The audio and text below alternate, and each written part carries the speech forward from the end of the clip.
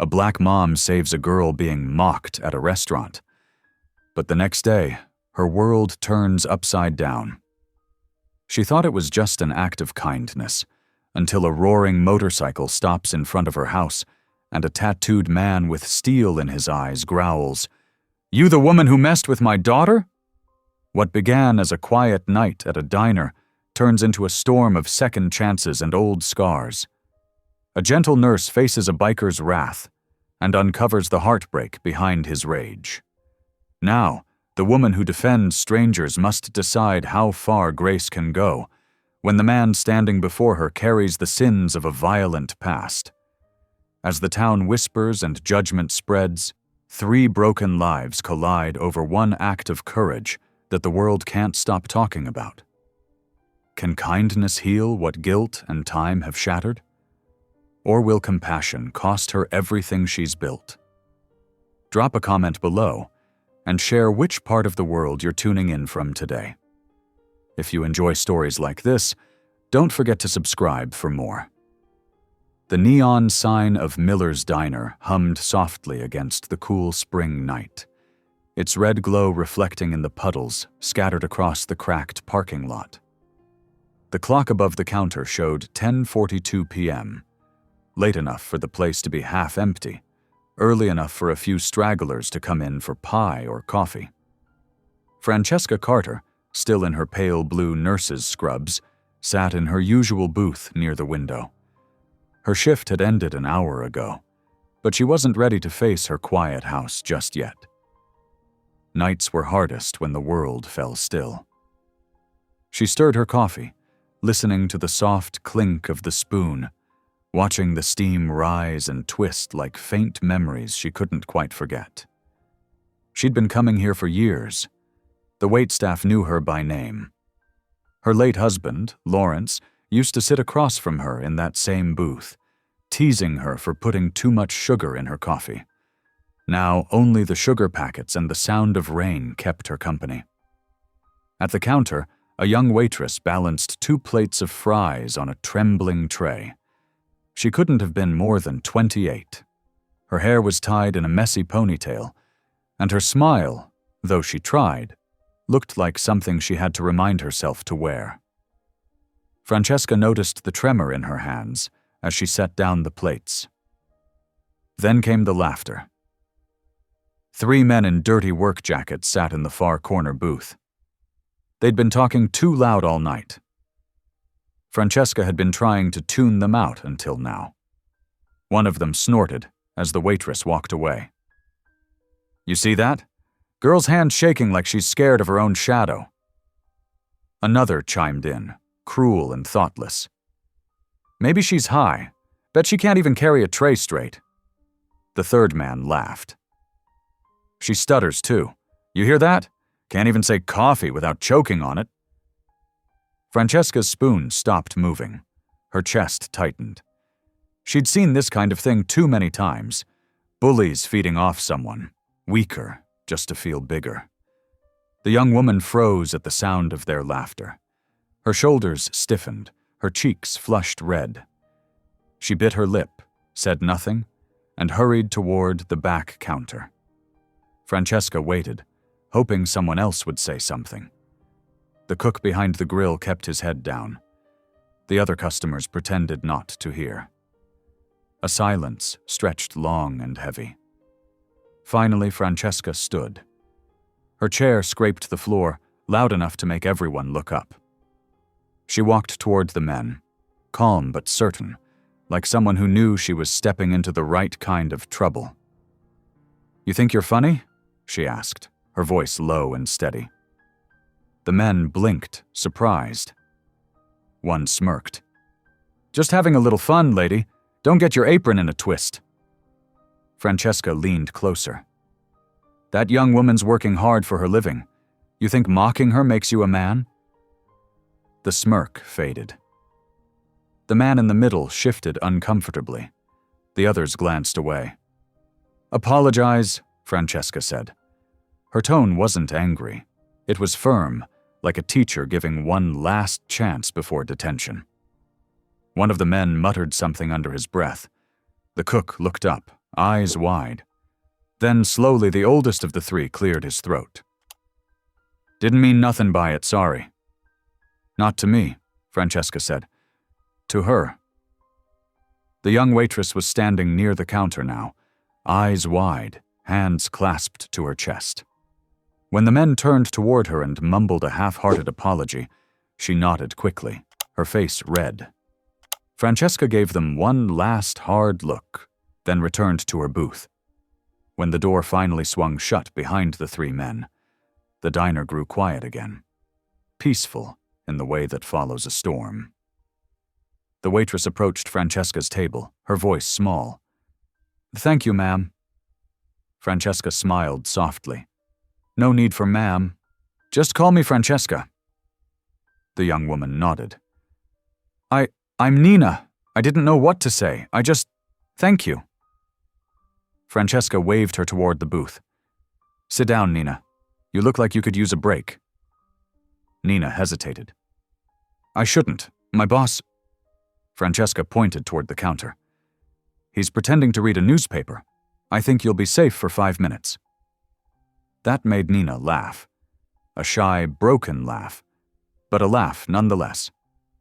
She sat down across from Francesca, hands folded in her lap.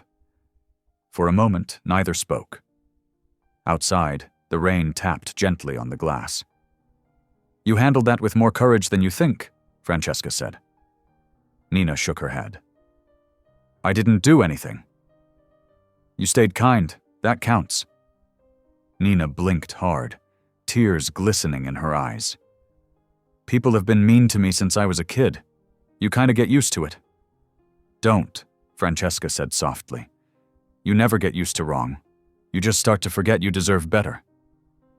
The words seemed to settle deep inside Nina. She looked down, her voice trembling. "My mom used to say things like that before she passed." Francesca's voice gentled even more. "I'm sorry. That must have been hard." "She had problems," Nina whispered. "Addiction. We moved around a lot. Then she died, and I was on my own." Francesca listened, her eyes never leaving Nina's face. She'd spent years comforting strangers, but this felt different. There was something in Nina, fragility and strength tangled together, like a cracked vase still holding flowers. Nina sighed. "I always wanted to do something better. Maybe nursing, but I barely made it through high school. I get nervous around people, and then—" She motioned to her trembling hands. "This happens." Francesca smiled gently. "Nerves don't define your worth. You've got a good heart. That's more than half the job." Nina looked up, surprised. "You're a nurse?" "Been one for 20 years, Francesca said. "You learn a lot about people when they're hurting, especially that kindness is medicine, too." For the first time, Nina smiled fully. It made her whole face brighter. The clock ticked past 11. The cook started cleaning up, and the smell of coffee faded. Nina glanced toward the counter, reluctantly standing. "I should get back before he yells." Francesca pulled a napkin from the dispenser and scribbled her number. "Call me if you ever need to talk, even if it's just about pie." Nina took the napkin like it was something fragile.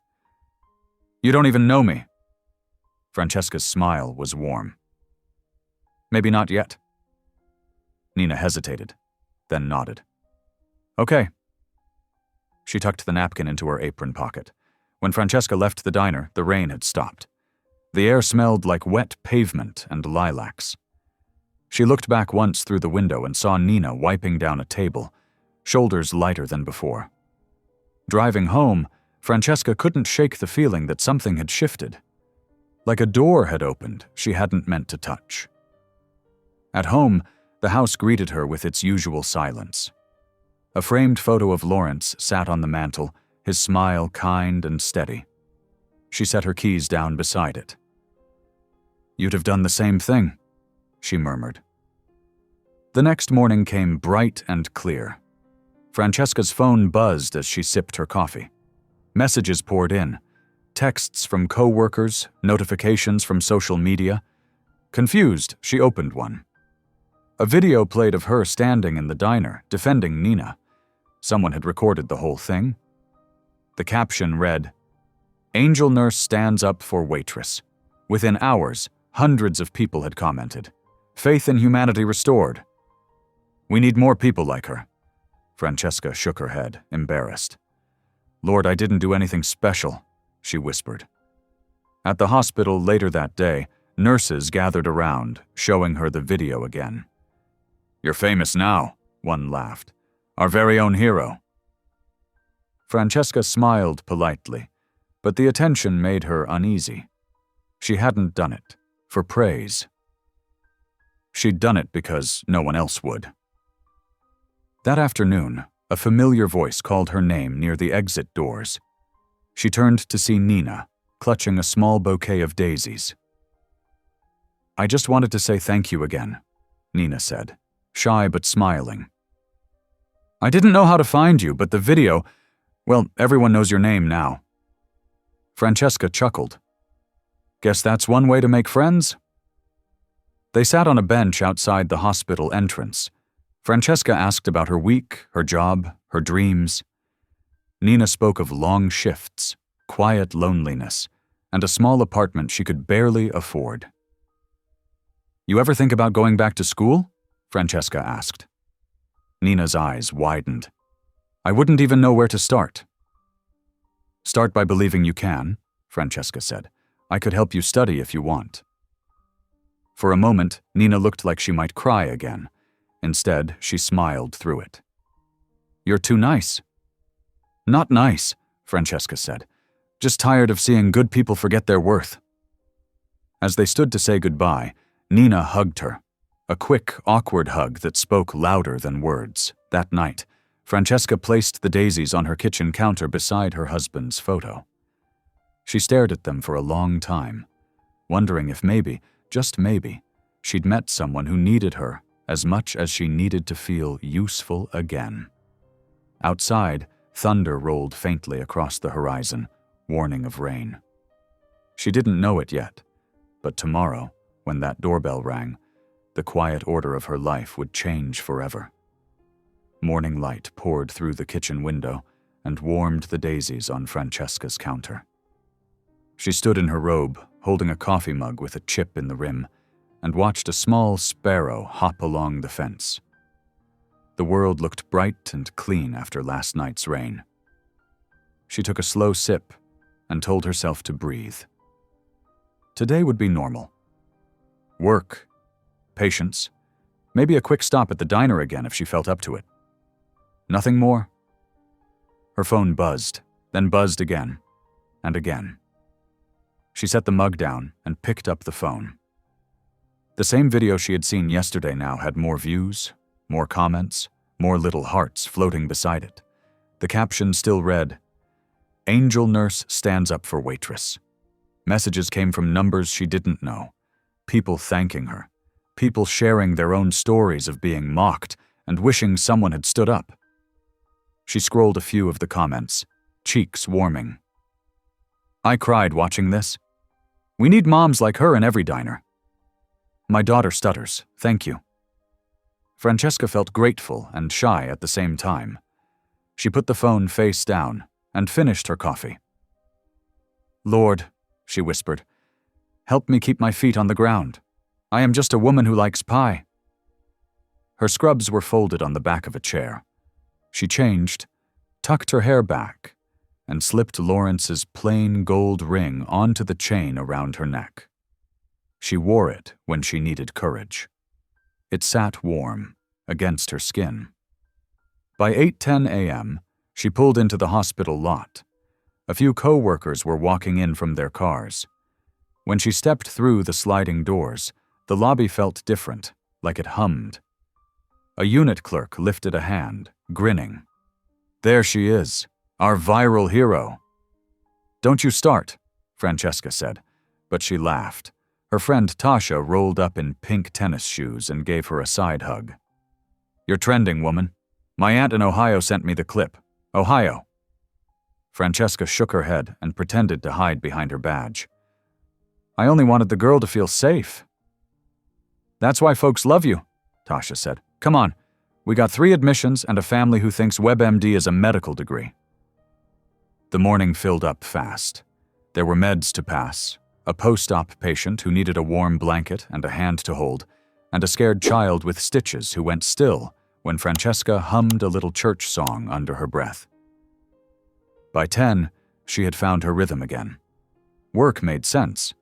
Pain showed up at clear addresses here. You could carry a tray of kindness down a hall, room to room, and the work would land where it needed to. At 11:20 a.m., just before lunch break, the front desk called the unit. You've got a visitor, the clerk said. Family? Francesca asked, already thinking of discharge papers. The clerk paused. No, ma'am. A young woman with flowers. Francesca knew who it was before she turned the corner. Nina stood by the lobby chairs in a thrift store denim jacket and a green dress that was a touch too big. She held the same daisies as yesterday, only fresher, white petals like small, open hands. When Nina saw her, she smiled and then looked down, as if she had to remind herself it was okay to be happy. You didn't have to come, Francesca said, and she meant it kindly. I wanted to, Nina said. I don't have many people to thank in person. Then come on, Francesca said. Let's eat before the cafeteria runs out of the good rolls. They walked side by side past the gift shop and down the quiet hall that led to the elevators. People glanced up as they passed. A few whispered, and one older woman touched Francesca's arm and said, Bless you, like a prayer. Francesca nodded back with a soft smile and kept walking. In the cafeteria, steam rose from trays of chicken, mashed potatoes, and green beans. The room smelled like comfort. Francesca bought 2 plates and waved off Nina's attempt to pay. They carried their food to a corner table near the big window, where sun spread over the tile floor like a blanket. For a minute, they just ate. Hunger said what words couldn't. Finally, Nina reached into her bag and pulled out a folded paper. I brought something, she said. It's a list I made. It's messy. Francesca took the paper and smoothed it on the table. The list had lines like, find out how to apply for nursing school. GED stuff if needed. How much does school cost? And then, near the bottom, how do people believe in themselves and not quit? The last line had 3 question marks. Francesca's throat tightened. She looked up and met Nina's eyes. I can help you with most of this, she said. Nina chewed her lip. All of it? Maybe not all, Francesca said, but we can find people who can help with the rest. The trick is we do one small thing at a time.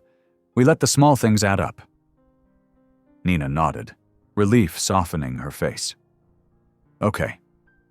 They made a plan right there. Francesca would bring a practice test book tomorrow. They would meet at the library on Pine Street 2 evenings a week. Nina would talk to her manager about changing one shift to make room for study time. She would also call the community college to ask about the entrance exam and what help they offered. Francesca would reach out to an old friend in admissions to ask about scholarships. Now, Francesca said, tell me about you. Not your past, you. What do you like to do when the world isn't looking? Nina smiled into her cup. I like to draw, she said. Little things. Flowers. People's hands holding stuff. It calms me. Bring a sketchbook to the library, Francesca said. When the test practice gets heavy, we'll rest with art. Nina let out a breath she had been holding for years. No one ever said things like that to me, she said. They just told me to toughen up. Tough is good, Francesca said, but tenderness builds a home. They ate until the plates were clean. Francesca kept glancing at the clock, not because she wanted to leave, but because she knew the unit would need her soon. The hospital had a way of asking for your whole heart and still wanting more. When they stood, Nina handed her the daisies. "These are for your kitchen," she said, almost shy again. "I know you have some already. Now you have more." Francesca hugged her. It was a gentle, quick hug, but it seemed to stitch something together that had been torn. They walked back toward the lobby together. Near the elevator, a pair of nurses passed by and gave Francesca a thumbs up. Nina watched them and shook her head softly. "People don't even know me," she whispered. "But because you stood up for me, they're being nice." Francesca touched the top of Nina's hand lightly. "Don't give me the credit," she said. "You are worth kindness all by yourself. Their eyes are just catching up." Nina swallowed a sudden wave of feeling and nodded. They said goodbye in the lobby. Nina walked out into the noon light, clutching her bag and the plan they had drawn. Francesca watched her cross the street to the bus stop, shoulders higher, steps steadier. The bus pulled up with a hiss. Nina climbed aboard and turned to wave through the glass. Francesca waved back and felt hope press warm in her chest. The rest of the day moved firm and steady. A woman in room 214 wanted to talk about her husband's fishing boat. A grandson kept bringing his grandpa grape soda, even though the doctor said no. Francesca found a small walker with yellow tennis balls on the feet and adjusted it to the right height for a man who said everything hurt less when someone looked him in the eye and told him he mattered. She told him he mattered and watched his shoulders lift like someone had taken a cinder block off his back. At 4:45 p.m., shift notes were complete. Francesca clocked out and changed her shoes. On the way to the parking lot, Tasha called after her. "You on TV tonight, I bet." "Lord help us all," Francesca said. "Let me be boring by morning." The drive home ran through soft, late-day light. Fresh puddles still held pieces of sky. She stopped at the grocery for milk and bread, then turned onto her street, where the maples were just starting to leaf out. Her house waited with its small porch and white railing. She had painted that railing herself last summer, slow and careful, like prayer. Inside, she placed the milk in the fridge and set the new daisies beside the old ones. 2 vases now, twice the white glow. She smiled at Lawrence's photo and said, "You see this? We're collecting fields in here." She made a sandwich and ate it standing up, then washed her plate and set it on the rack to dry. After dinner, she pulled the practice test books from a shelf in her hallway closet. Old, but still useful. She flipped through pages full of math and reading passages, penciled notes in the margins from years before. She found a small spiral notebook and wrote across the top page, "Nina's Steps." Under that, she wrote 3 bullet points: library, call college, breathe. Her phone buzzed again. This time a text from an unknown number. "Hi, it's me. I made it home. I'm nervous but excited. Thank you." And Francesca sat on the couch and typed back, "Proud of you already. Tomorrow will be easier because you have a plan. I'll see you at the library at 6 if you can. F." A minute later, the reply came. 6 works. I'll bring my sketchbook." Francesca's smile reached her eyes. She set the phone down, leaned back, and let the quiet hold her. Outside, children's laughter drifted from down the block, and somewhere a radio played an old song that made her think of summer. As evening settled, she took a slow walk around the block. She liked to do this when the sky turned pink and the porch lights clicked on one by one. She passed Mr. Alvarez watering his tomatoes. He lifted a hand. "Saw you on the internet, Francesca. You keep us honest." "I try," she said, laughing. 3 houses down, a boy practiced riding a bike without training wheels. His mother jogged beside him, one hand light on the back of the seat. "You got it, baby," she called. The boy wobbled and then found his balance. He shot forward, legs pumping, face lit with shock and joy at the same time. Francesca clapped for him as he sailed past. The mother's eyes met hers and shared it. That pure, simple pride when someone you love does a brave thing. By the time Francesca returned home, the sky had dimmed to soft blue. She turned on the lamp in the living room and set a kettle on to boil. Tea would be good. A book would be better. She chose a worn copy of a favorite novel and curled up on the couch.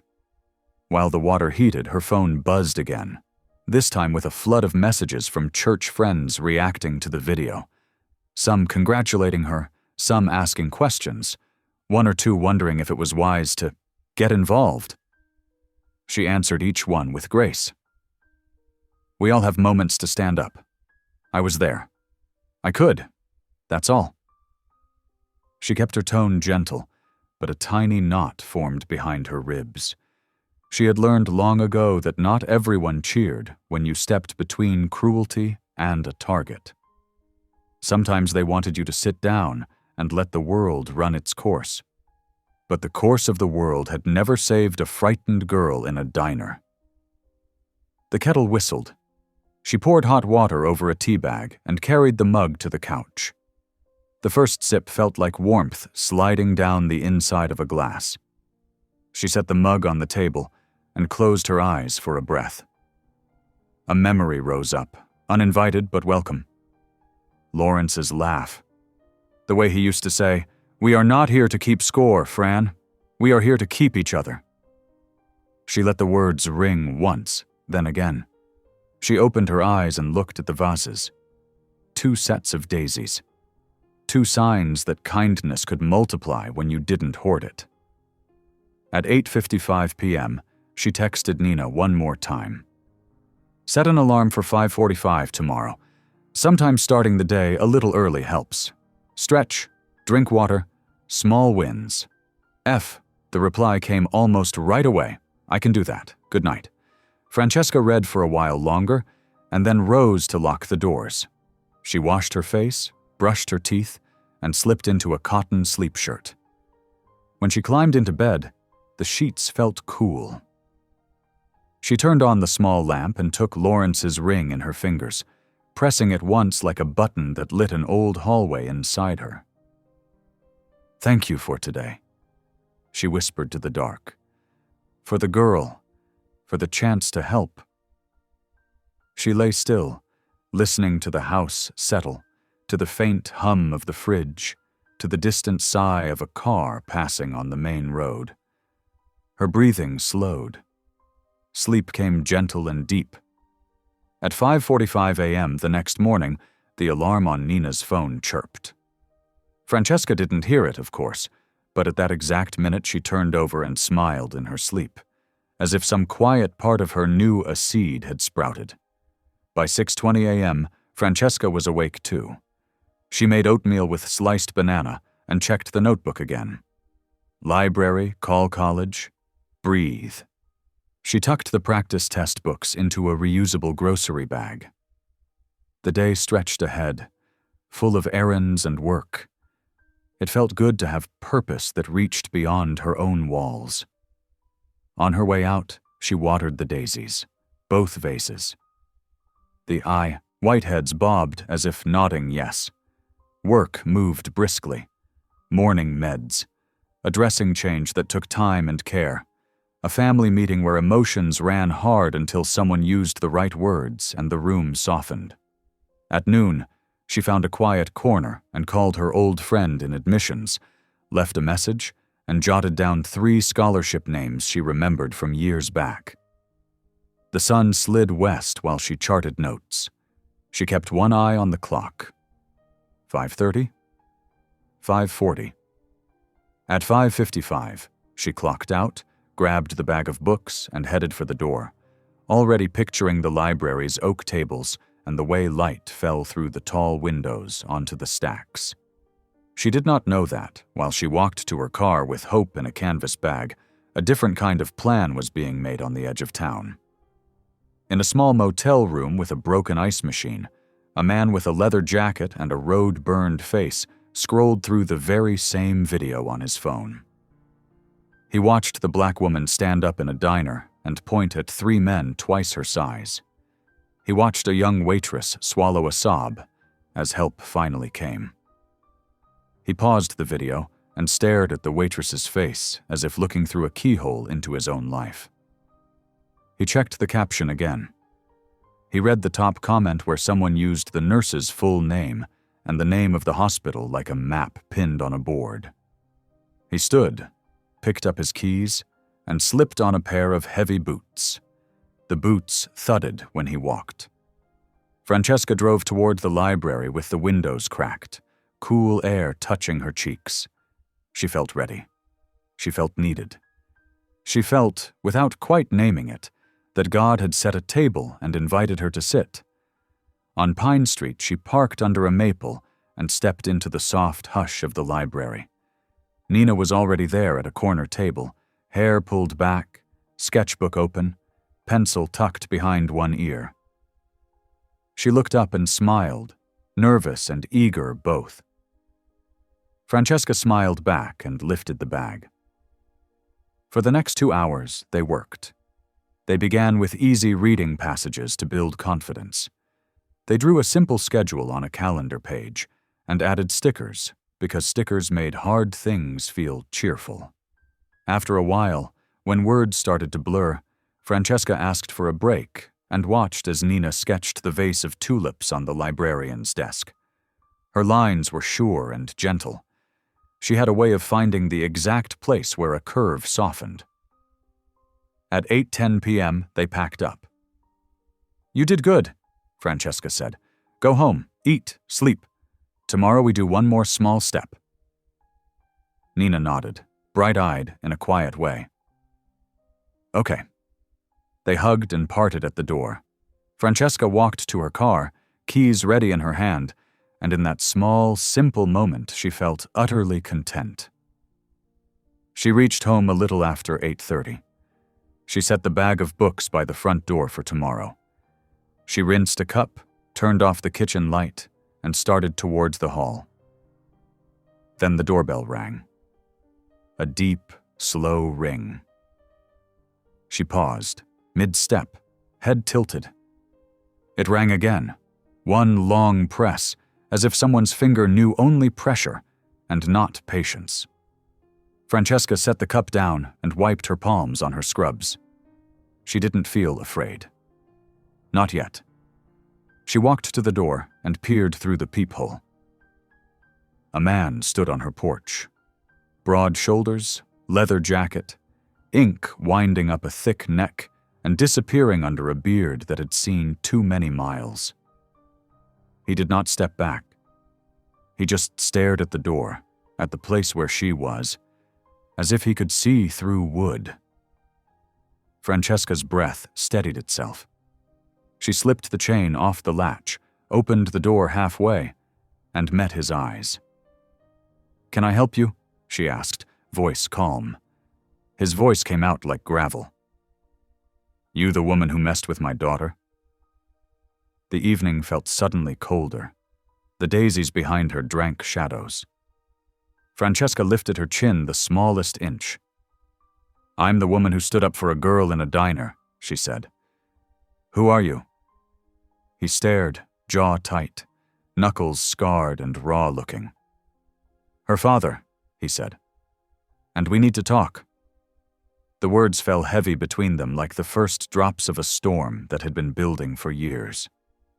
Francesca held his gaze for one long breath and then stepped back, opening the door just a little wider. "Then say what you came to say," she replied, and the night took a sharp, quiet breath with her. The porch light threw a pale circle across the steps. Francesca held the door open halfway, one hand on the frame, the other steadying the weight of surprise in her chest. The man's jacket smelled faintly of gasoline and rain. He was tall, at least 6'2", with shoulders that filled the doorway and eyes that seemed to measure everything behind her in a single glance. For a heartbeat, neither of them spoke. Somewhere down the street, a dog barked once, then fell silent. "I'm the girl's father," the man said again, voice rough as gravel.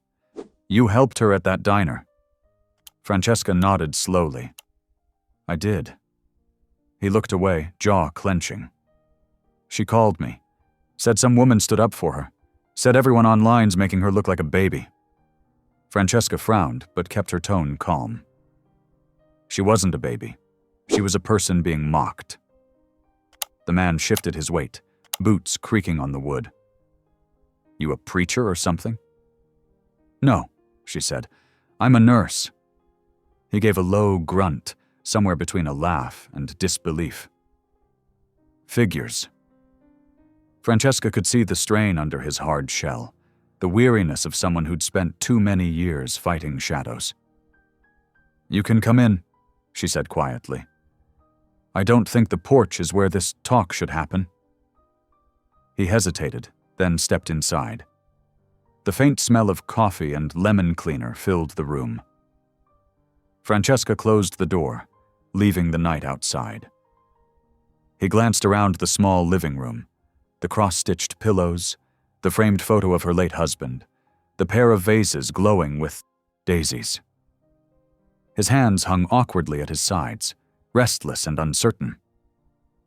"You want coffee?" she asked. He shrugged. "Sure." She moved to the kitchen, filled the kettle, and spoke over the sound of running water. "You said you're her father. She told me you hadn't seen her in years." 10, he said flatly. "Didn't think she'd ever want to." "She did," Francesca said, turning off the tap. "She talked about you like someone still hoping." He didn't answer. When she looked back, he was staring at the daisies on the counter, eyes softening in spite of himself. "She used to pick those for her mom," he murmured. "Wouldn't stop till her hands were full." Francesca set 2 mugs on the table. "She's a good young woman. Just needs someone to believe she can be more." He sat, leather creaking. "I didn't come here for a lecture." "Then why did you come?" He took a long breath. "Because that video showed me a stranger doing what I should have done a long time ago, standing up for my kid. Figured I ought to thank you, or maybe tell you to stay out of it. Haven't decided yet." Francesca folded her hands. "Well, you found me. Which one's it going to be?" He looked at her, and for a second all the fight drained out of him. "I don't even know." Silence filled the kitchen except for the hiss of the kettle. Francesca poured the coffee and slid a mug toward him. "Then start with this," she said. "Tell me about her." He stared into the cup. "Her mom and I, we were fire and gasoline. When she died, I couldn't look at anything that reminded me of her, so I left. Told myself Nina was better off without me. But when I saw that video, He stopped, swallowed hard. "It made me remember she still exists." Francesca listened without interrupting. Years of nursing had taught her that sometimes silence was the only medicine people could swallow. Finally, she said, "She's not angry, just hurt. That's good news. You can still reach hurt." He rubbed a hand across his beard. "You talk like you know pain." "I do," Francesca said simply. "Lost my husband 5 years ago. Learned that pain doesn't end, but it can change shape." He nodded slowly. "Guess we're both carrying ghosts." They heard tires crunching outside, then a car door slam. The front door opened before Francesca could move. "Dad?" Nina stood there, hair damp from mist, eyes wide. She froze when she saw them together. "You found her," she whispered. He stood, unsure what to do with his hands. "I did." Francesca stepped back, letting father and daughter face each other. Nina's voice trembled. "Why now?" He looked down. "Because you called. Because I saw that video and realized I'd spent 10 years running from the only thing that ever mattered." Nina's arms crossed protectively. "You could have come before Mom died." "I know." His voice cracked. "And I'll be sorry for that till I die. Francesca touched Nina's shoulder gently. You don't have to forgive everything tonight, she said. Just talk. They sat, awkward at first, sentences short and stiff, but slowly the words began to stretch. Hank asked about her job, her plans. Nina told him she wanted to go to nursing school, that Francesca was helping. He listened, eyes glinting with pride and guilt mixed together. I can't pay for school, he said finally, voice low. Spent my money fixing bikes, not futures. You don't have to, Francesca said. Encouragement's free. Nina smiled faintly. She always says that. A small laugh escaped him, the first true sound of life in his voice. When the clock struck 9, Francesca rose. It's late. You both need rest. Nina, I'll drive you home. Nina hesitated. He can stay at my place. The couch folds out. Francesca met Hank's eyes. That work for you? He nodded. Yeah, I ain't going far. She handed him a paper napkin and a pen. My number, in case either of you need help. Or pie. He looked down at the napkin, then back at her. You always hand out kindness like this? Only when it's worth the risk. He tucked the napkin into his jacket pocket. Guess I owe you 2 thanks then. Francesca walked them to the door. The night had grown colder, but the rain had stopped. The porch smelled of wet wood and new beginnings. Nina hugged her. Thank you, she whispered. Go on, Francesca said softly. You've both got things to fix. They descended the steps together, moving slow, their silhouettes briefly framed in the glow of the streetlight. Francesca watched until they reached the car. Hank opened the passenger door for his daughter, awkward but trying. When they drove away, the taillights flickered red against the dark. Francesca stood a long moment on the porch, hands wrapped around herself, feeling the chill and the quiet and the small pulse of hope that refused to die. Inside, she washed the 2 coffee cups and set them in the rack side by side. Then she turned off the kitchen light and looked once more at the daisies. Lord, she whispered, give them a chance to find peace. The flowers nodded slightly in the draft from the vent, as if answering yes. Down the road, Nina's car headlights disappeared over the hill, carrying father and daughter toward a new, uncertain morning. One Francesca somehow knew would bring them all back together again. The next morning broke bright and cool, the kind of morning that made everything look washed clean. Francesca woke early, drawn by sunlight spilling through the blinds.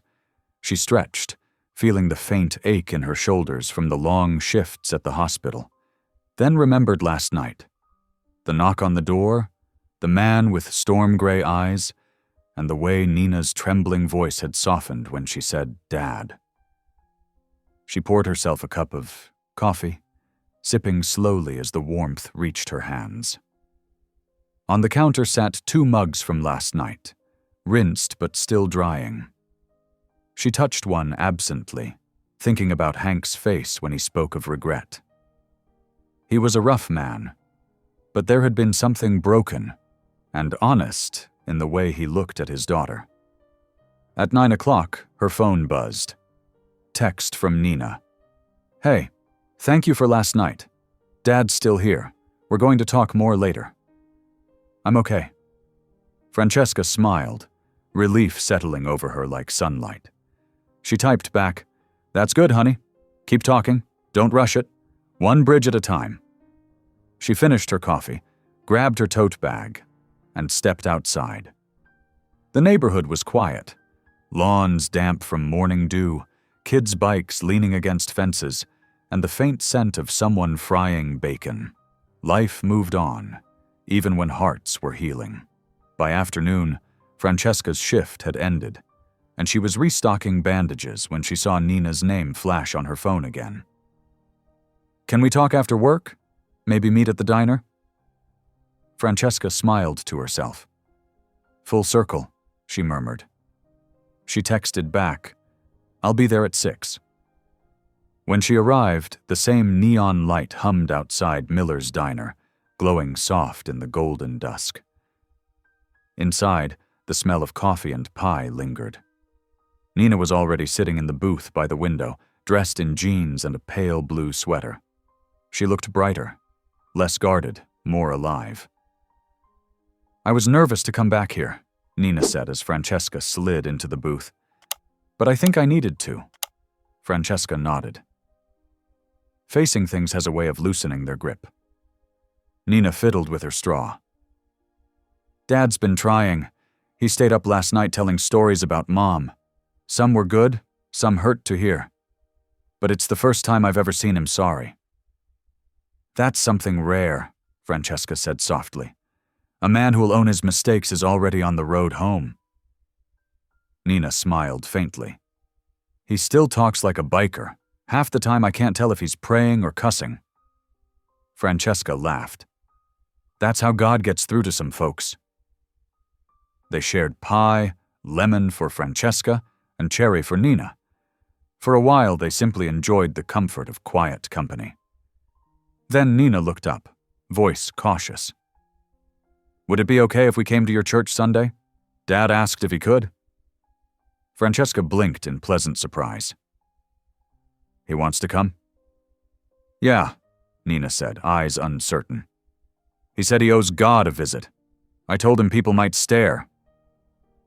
Francesca reached across the table and patted her hand. "Let them stare. Sometimes folks need to see grace in action to remember it exists." Sunday morning arrived with the sweet scent of lilacs in bloom. Francesca dressed in a simple green dress and cream cardigan, tucking a daisy behind her ear.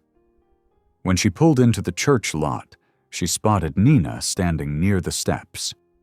Beside her stood Hank, looking uncomfortable in a clean black jacket and freshly polished boots.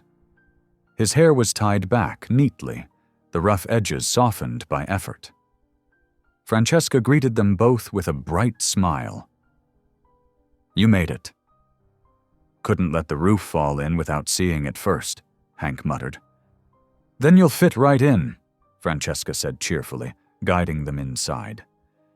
The sanctuary smelled faintly of wood polish and old hymnals. Conversations hushed as they walked down the aisle. Some people smiled politely, others stared a little too long.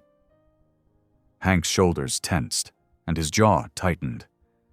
Francesca leaned closer and whispered, "You're doing fine." Pastor Reed greeted them at the pew with a firm handshake. "Good to have you both here." Hank nodded. "Thanks, Pastor." During the opening hymn, Nina's voice wavered but didn't fade.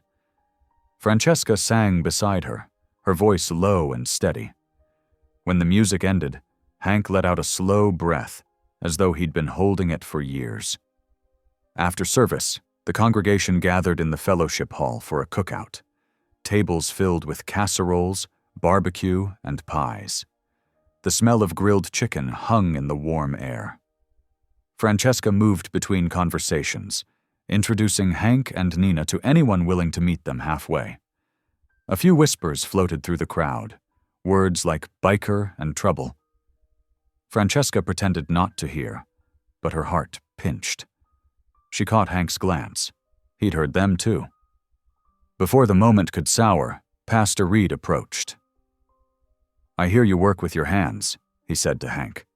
"We've got an old roof that leaks worse than a politician's promise. Could use a strong back."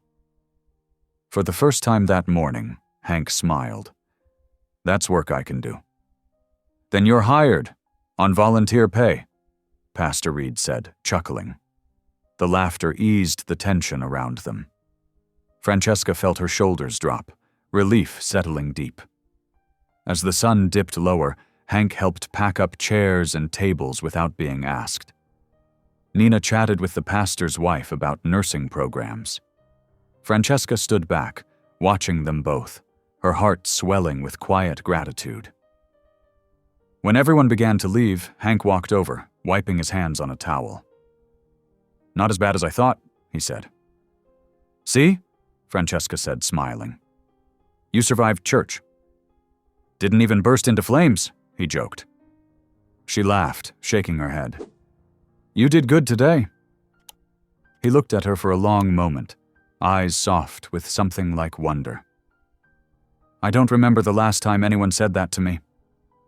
Well, get used to it, she said. You'll be hearing it again. That evening, Francesca dropped Nina off at her small apartment complex on the edge of town. Hank followed on his motorcycle, the low rumble echoing through the quiet streets. Thank you, Nina said, before getting out of the car. For everything? Francesca smiled. You're doing the hard part, not me. As Nina walked toward her door, Hank lingered by his bike. I don't say this often, he began, but I appreciate what you're doing. For her, for me. Francesca met his gaze. Just helping folks find their way home. He nodded, then looked down at his boots. Can I fix something for you? I saw your porch steps creak when I came by. She raised an eyebrow. You offering to do home repairs now? Let's call it repayment. Francesca smiled. If it makes you feel useful, I won't stop you. He grinned faintly. Tomorrow, then. Tomorrow, she agreed. When she returned home, the porch light flickered faintly, as if already calling for his attention. She smiled to herself, then went inside. Later, as she settled into bed, the sound of the day echoed in her mind. The music, the laughter, the hum of the bike leaving the church lot. For the first time in a long while, she felt something steady beneath the ache of old loneliness, the quiet joy of seeing broken things begin to mend. Outside, wind rustled through the trees. The world, it seemed, was starting to breathe again. Monday morning arrived with the smell of rain still clinging to the air. Francesca's porch glistened, the wood damp and slightly warped. When she stepped outside, she found a motorcycle parked by the curb, and Hank crouched on the steps with a toolbox beside him. He looked up, brushing sawdust from his hands. Morning, he said. You weren't kidding about these boards squeaking. Francesca folded her arms, trying not to smile. You weren't kidding about fixing them either. He shrugged. Didn't sleep much. Figured I'd do something useful. She studied him for a moment. The leather jacket traded for a gray t-shirt, the tattoos fading at the edges, the lines around his eyes deep but not unfriendly. Coffee? She asked. Wouldn't say no. Inside, Francesca brewed a fresh pot and poured 2 mugs. They sat at the kitchen table, the scent of roasted beans filling the small space. Hank held the cup awkwardly, as though unused to gentle mornings. You and Nina talk more? Francesca asked. He nodded. A little. She forgave me faster than I deserve. I think you had something to do with that. I just gave her courage, Francesca said. You gave her hope. He looked down, rubbing his thumb against the mug's rim. Hope's a new word for me. Used to think it was a fool's trick. It's not a trick, she said softly. It's a choice. A small silence settled between them, comfortable and still. Then Hank stood, finishing his coffee in one long swallow. I'll finish those steps before lunch, he said. When Francesca returned from work later that afternoon, the porch looked brand new. Each plank was sanded smooth, and a note was taped to the door. Didn't know what color to paint? Thought you'd want to pick. Och. She smiled, touched the new railing and whispered, Thank you. That evening, she met Nina at the library as planned. The same wooden table waited for them near the window, sunlight fading through the glass. Nina looked nervous but excited, a stack of practice tests open in front of her. I studied some at work, she said. Didn't get much done, but it felt good to try. That's all trying is, Francesca said, sitting down beside her, a lot of little good moments adding up. They worked through math problems, reading passages, and small pep talks in between. Nina's stutter eased as her confidence grew. When she stumbled, Francesca smiled and said, "Slow down. The answers aren't running away." Halfway through the session, Hank appeared at the library door, holding a takeout bag. Francesca waved him over. "You brought dinner?" "Didn't think y'all'd eat if I didn't," he said with a half grin. Nina's face lit up. "Smells like tacos." They shared the meal at the table, laughing quietly when the librarian shushed them. Francesca caught herself watching Hank's face, how the hardness there seemed to be softening, how his eyes lingered on Nina with something between guilt and awe. When they finished, Hank leaned back and said, "You know, I used to think peace meant riding until the noise stopped. But sitting here, maybe this is it." Francesca smiled. Sometimes peace doesn't roar. Sometimes it just whispers. Later that night, as Francesca locked her door, she noticed the repaired porch gleaming under the light. She stood for a while, hand resting on the railing, thinking of how small acts, helping a stranger, offering a word, could set whole lives back on course. Inside, she wrote in her journal, "Kindness repairs more than wood. Today, I saw healing in motion." When she turned off the light, she whispered a quiet prayer for both of them.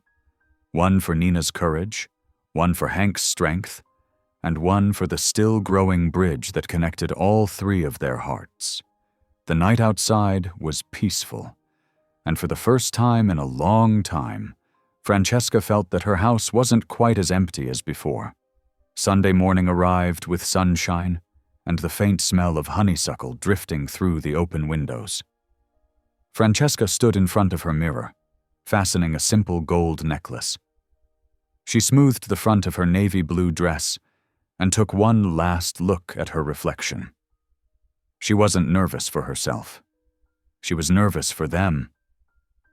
Hank and Nina were meeting her at church again, and this time, people would be watching. She packed a tray of cornbread for the post-service lunch, covered it with foil, and whispered a small prayer. "Lord, give them courage and give me grace." By the time she arrived, cars already filled the church lot. Hank's motorcycle sat off to the side, gleaming like a dark mirror in the sun. Francesca spotted him and Nina near the steps. Hank wore a clean white shirt, sleeves rolled up, the hint of tattoos crawling down his forearms. Nina stood beside him in a soft yellow dress that caught the morning light. "You look wonderful," Francesca said, hugging Nina first. Then she turned to Hank. "And you look respectable. I almost didn't recognize you." He gave a low chuckle. "Don't get used to it." Inside, the sanctuary buzzed with murmured greetings and rustling hymnals. As they found seats near the middle, a few heads turned. Some smiles were kind, others were tight-lipped. Francesca felt the shift in the room, the quiet calculation that came when strangers didn't fit the mold. She saw Hank stiffen beside her. "Breathe," she whispered. "They'll see your heart soon enough." He nodded once, though his hand flexed against his knee. The choir began to sing, voices rising like sunlight through stained glass. Nina sang softly too, and Francesca noticed her father's face change, his usual guarded look replaced by something tender and uncertain. For a brief moment, it was as if time gave them a small pocket of peace. After the sermon, everyone moved to the fellowship hall for lunch. Folding tables stretched across the room, covered in checkered cloths and platters of home-cooked food. Francesca set her cornbread among the casseroles and tried to steer Hank and Nina toward friendly faces, but whispers still floated like gnats in the air. "Isn't that the biker from the video? He's got a record, doesn't he? What's she doing with him?" Francesca heard every word. She straightened her shoulders, smile unwavering. Then she guided Hank toward the pastor. "Pastor Reed, you remember Hank and Nina?" "Sure do," the pastor said warmly, shaking Hank's hand. "Good to see you again, son. How's that roof work coming?" "Still standing," Hank said, smiling faintly. "But I'll need another hammer soon." Pastor Reed laughed. "We'll get you one. Can't lose a good pair of hands." Francesca noticed a few of the whisperers watching the exchange. The simple handshake and laughter seemed to crack their judgment just a little. Later, while people were eating, a couple of teenagers wandered near, snickering. One whispered loud enough for Hank to hear, "Bet his bike's louder than his prayers." Hank froze. His jaw clenched, but Francesca touched his arm lightly. "Let me handle this." She turned toward the teens with that steady, no-nonsense voice nurses used when people forgot their manners. "He's done more for this church in 2 weeks than gossip will do in a lifetime," she said. "If you've got time to mock someone, you've got time to help him paint the back fence after lunch." The boys' faces flushed red. "Yes, ma'am," one muttered, and they disappeared quickly. When she turned back, Hank was staring at her, a mix of surprise and gratitude in his eyes. "You didn't have to do that," he said softly. "Oh, yes, I did," she replied. "Grace isn't just a word we say on Sunday. It's something we live." The rest of lunch went smoother. People began talking to Hank, asking about bikes, tools, and the work on the roof. He opened up slowly, telling a few stories. Funny, gentle ones that made even the most cautious churchgoers laugh. Nina sat beside him, her face glowing with quiet pride.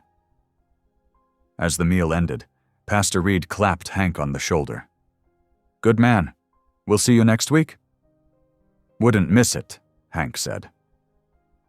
When they stepped outside into the bright afternoon, Francesca felt light again. The sky was a clear, endless blue, and a breeze carried the smell of grilled chicken and grass. Hank turned to her. "Thanks for having my back." "You had it first," she said with a smile. "Now we just take turns." Nina slipped her arm through her father's. "Feels nice not being looked at like trash," she murmured. Francesca looked at them both and said, "Keep showing them who you really are. That's how hearts change." They walked to the parking lot together, slow and easy. For the first time, it didn't feel like a test. It felt like belonging. And as Francesca watched Hank help Nina onto his motorcycle, she thought, this is how second chances begin. Not in grand gestures, but in small, steady acts of grace. The week that followed felt lighter, like the world itself had shifted just a little. Francesca woke each morning with a quiet peace she hadn't felt in years. Her porch no longer creaked, the daisies were in full bloom, and the sound of a motorcycle often rumbled down her street before sunset. Hank had started volunteering at the church most afternoons. Francesca would sometimes stop by after her hospital shift, bringing lemonade or sandwiches. She'd find him up on the roof, hammer in hand, singing off-key to the radio, while Pastor Reed steadied the ladder below. There was laughter now where judgment had been, and each swing of Hank's hammer sounded like redemption. Nina, meanwhile, had found her rhythm too. She and Francesca met at the library twice a week, working through nursing exam questions and cheering every small victory. The first time Nina passed a practice test, she covered her mouth in disbelief. "I actually did it," she gasped. Francesca grinned. "Of course you did. You just needed to remember you're capable." Nina blushed, hugging the paper as though it were gold. "I couldn't have done this without you." "Sure you could have," Francesca said gently. "But sometimes God sends a little help to get us started." That evening, they invited Hank over for dinner. Francesca cooked fried chicken, mashed potatoes, and sweet tea. The kind of meal that filled the house with comfort. They sat around her kitchen table, laughter and warmth spilling into every corner. This tastes like Sunday afternoon, Hank said between bites. Haven't had a home-cooked meal like this since my wife. Francesca smiled softly. Then you better come hungry next time, because I don't serve light. Portions. He chuckled, the sound low and genuine. Nina watched him, her eyes shining. I never thought I'd see you sitting at a dinner table again, she said. Hank looked at her, emotion flickering across his face. Didn't think I'd deserve to, he admitted. But maybe I'm learning that grace doesn't wait for perfect timing. The words hung in the air, quiet and full. Francesca felt her heart tighten, not from sadness, but from gratitude. She realized they were no longer strangers bound by circumstance. They were a family being built piece by piece, out of small mercies and second chances. After dinner, they lingered on the porch. The air was cool, carrying the faint scent of rain and honeysuckle. Nina sat on the steps, sketching, her pencil gliding across the page. Hank leaned against the railing, watching her draw, pride softening every edge of his rough face. She's good, Francesca said. She's better than good, Hank replied. I just never told her enough. Well, Francesca said, you've got time to start. He glanced at her then, eyes warm. I used to think people like me don't get another shot at good things. Guess I was wrong. Francesca smiled. That's the thing about grace. It doesn't check your record before it knocks. Hank laughed quietly. You always got a way of saying things that stick. Just experience, she said, sipping her tea. And faith. For a while, they sat in easy silence. Fireflies blinked across the yard, tiny sparks in the dusk. Nina lifted her sketch pad to show them a drawing. 3 figures sitting on a porch surrounded by light. It's us, she said shyly. Francesca's eyes filled. Hank swallowed hard. It's beautiful, Francesca whispered. It's home, Nina said simply. As the last light faded, Francesca realized something precious. Hope didn't always roar like thunder. Sometimes it flickered softly, like fireflies in the dark, reminding you that even after long nights, goodness still found its way home. A week later, the sky turned gray and heavy, the kind of afternoon that made the world feel uneasy. Francesca finished her hospital shift and glanced at her phone. No messages from Nina or Hank. That was unusual. They usually checked in, even just to share a joke or a photo of dinner. Driving home, she passed the small bar on Route 12. Through the window, she spotted something that made her slow down. A familiar black motorcycle parked outside. Hank's. Her chest tightened. Inside, Hank sat hunched over a cup of coffee. Not beer, but the men beside him didn't look peaceful. They were rough and loud, their laughter sharp like knives. Francesca recognized one of them from the news last year. Trigger, the man Hank used to ride with. Didn't expect to see you here, brother, Trigger said, slapping Hank on the shoulder. You got soft since you left the club? Hank's jaw clenched. I got smart. Trigger smirked. That woman and that girl got you playing family man, huh? The table went quiet. Hank stood slowly, voice low. Leave them out of your mouth. Trigger grinned wider. Just saying, men like us don't get clean. We just hide the dirt. Hank shoved the chair back. It scraped across the floor like thunder. I'm done hiding. Within seconds, words turned into shoves, shoves into chaos. Chairs toppled. Someone shouted for security. Hank tried to push Trigger away, but another man swung a bottle, catching him across the shoulder. By the time the police arrived, the fight was over. Hank stood breathing hard, hands raised, blood running down his arm. The sirens painted the bar in blue and red light. At home, Francesca's phone buzzed. A news alert flashed. Local bar brawl, former biker among those arrested. Her heart sank. She whispered his name, the sound breaking in the quiet kitchen. Hank, what did you do?"